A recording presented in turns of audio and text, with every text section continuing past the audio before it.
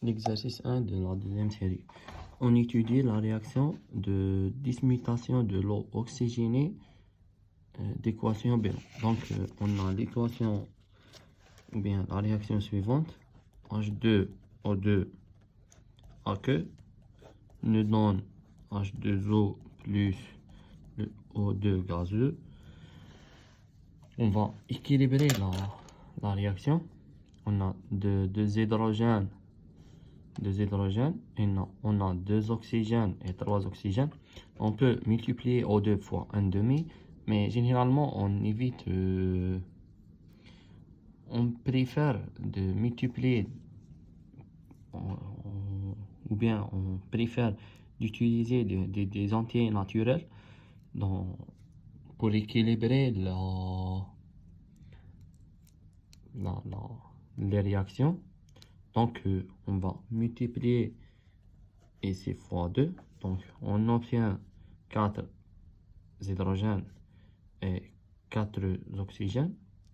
Et aussi, je vais multiplier H2O fois 2. Donc, 4 hydrogènes et 4 oxygènes avec 4 oxygènes. Toujours, ou bien, une méthode de suivi de la réaction consiste à mesurer le volume de dioxygène, donc le volume de l'oxygène dégagé. Donc on a un gaz dégagé, le O2, noté X. Donc le volume dégagé noté X. On introduit dans le réacteur 170 cm3 d'eau et des centimètres cubes d'une solution d'ion fer 3 qui servent de catalyseur. Donc, le fer 3 plus, c'est un catalyseur. Un catalyseur il accélère la réaction, mais ne participe pas. Donc, à l'instant T0, c'est le début de la réaction ici, ou bien le début de l'expérience. À l'instant T0, début de notre expérience, on ajoute 20 cm3. Donc, le volume initial, c'est 20 cm3 d'une solution d'eau oxygénée. L'eau oxygénée, c'est le H2O2.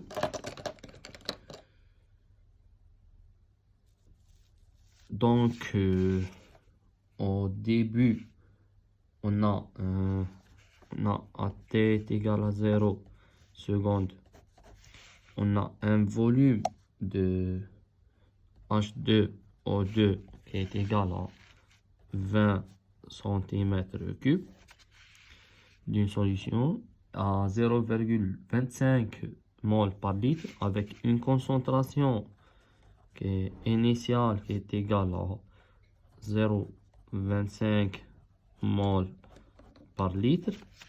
La réaction est effectuée à 18 degrés. Donc la température de la réaction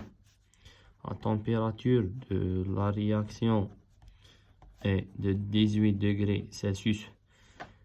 Donc en Kelvin, c'est 18 plus 273,15. C'est 20, c'est 291,15 Kelvin. C'est la température de la réaction. À cette température, une mole de gaz parfait. Donc, une mole de gaz parfait. Donc, le O2 est considéré comme un gaz parfait. Une mole de gaz parfait occupe 23,9 litres. Donc, une mole de O2 occupe 23,9 litres. Déterminer la concentration de H2O2 aux différents instants et montrer que les valeurs confirment l'ordre 1. Donc, la première question, c'est la détermination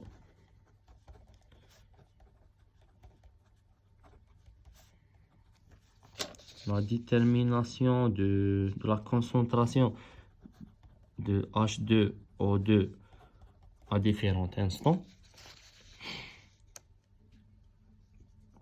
Donc, on va déterminer la concentration. On sait que on va être méthodique et on va aller étape par étape jusqu'au résoudre toutes les questions. Une concentration H2O2 est égale à quoi? Concentration, on a N est égal à C fois V, donc la concentration C est égale à N sur V. Donc c'est N de l'oxygéné sur le volume. Comment on va déterminer, ou bien est-ce qu'on a dans les données les nombres de moles et le volume?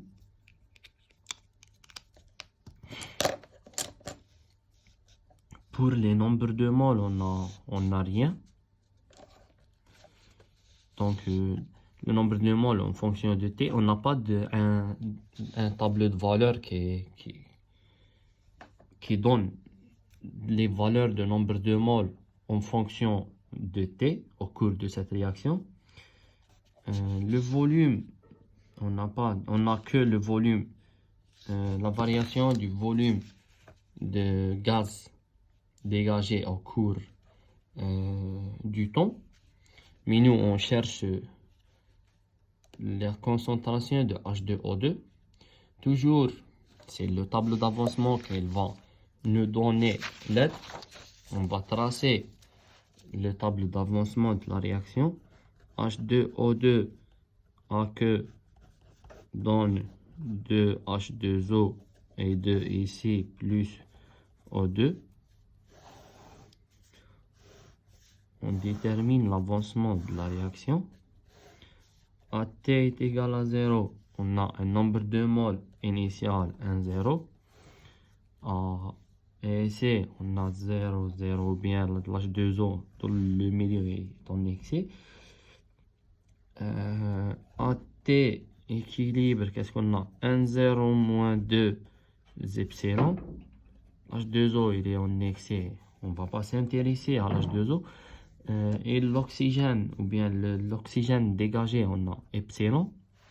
Nous, on cherche quoi? On cherche la concentration de H2O2.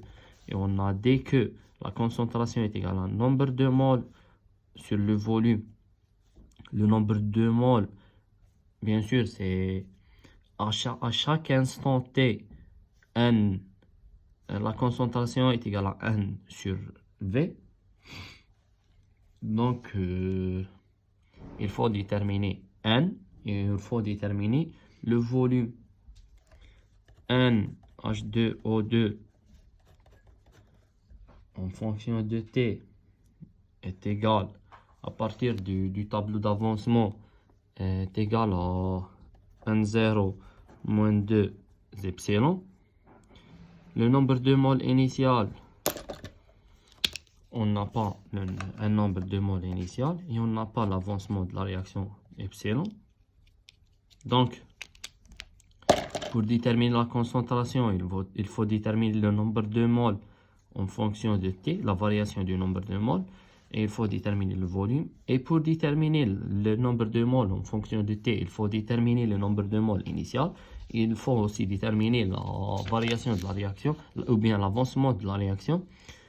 Et on a dans l'énoncé, à T est égal à 0, le volume de 20 cm3 et la concentration c'est 0,25 mol par litre. Donc N0 est égal à C0, N est égal à C fois V, donc C0 fois V0 est égal à 0,25 mol par litre multiplié fois 20 cm3. On va convertir les centimètres cubes en litres pour aller des centimètres cubes vers le litre, on va multiplier fois 10 à la puissance moins 3. Donc, c'est 20 fois 10 puissance moins 3. Donc, c'est 1, 2, 10 à la puissance... c'est 2,5. Donc, c'est 1 0 est égal à 5 fois 10 à la puissance moins 3 mol. Je vais vérifier parce que j'ai fait beaucoup d'erreurs ici. 0,25 fois 20 fois 10 à la puissance de moins 3. On obtient 5 fois 10 à la puissance moins 3. Donc le nombre de moles initial est égal à 5 fois 10 à la puissance moins 3 mol. Maintenant, il faut déterminer l'avancement epsilon. Toujours, c'est à partir du tableau d'avancement. On remarque que le nombre de moles, ou bien l'avancement de la réaction, il correspond au nombre de moles de l'oxygène dégagé. Donc,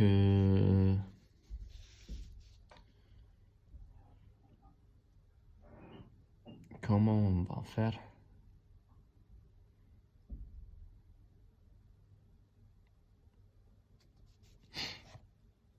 Et avec